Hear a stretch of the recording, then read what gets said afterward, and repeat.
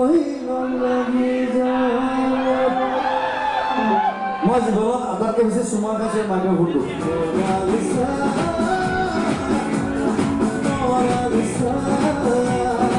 গড়েশ্বৰ rainbow English স্কুলৰ ৰূপালী জয়ন্তীত জুবিন গাৰ্গ।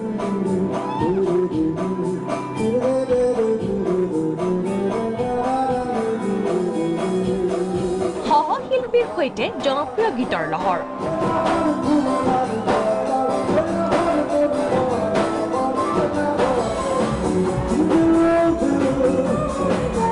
তাৰ মাজতে যিটো বস্তু ভুল সেই বস্তুটো সদায় গালি পাৰিব। আৰু এটা কথা never get motivated by the পলিটিচিয়ানছ।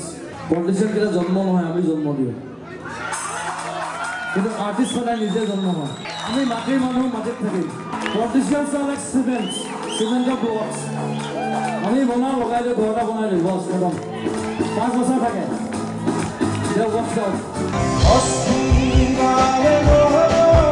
বুজাই দিলে পৰিৱৰ্তনৰ নামত কি হৈছে অসমত। পৰিৱৰ্তন লৈ বহুত প্ৰব্লেম হৈছে বিভিন্ন জেগাত। মই খালি অনুৰোধ কৰিম কোনো যাতে জাতীয়গত সংঘৰ্ষ হ'ব লাগে। প্ৰথম কথা, পৰিৱৰ্তন শব্দটো শুনিবলৈ বৰ ভাল, কিন্তু হৈছে আৰু পৰিৱৰ্তন হয় মানে আমি জীয়াই নাথাকিম।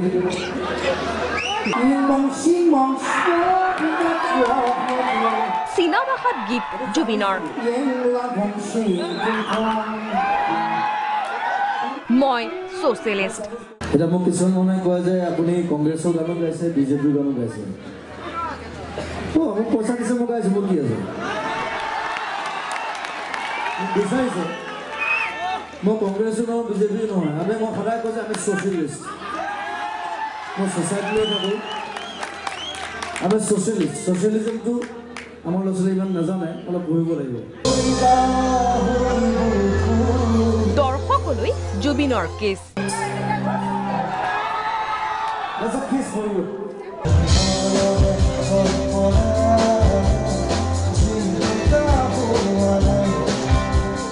হাজাৰ হাজাৰ দৰ্শক মুগ্ধ হ'ল জুবিনৰ কথা আৰু গীতত। সেয়ে জুবিন হাৰ্টথ্ৰব। গড়েশ্বৰ পৰা ৰঞ্জিত ৰাজবংশী, প্ৰাগ নিউজ।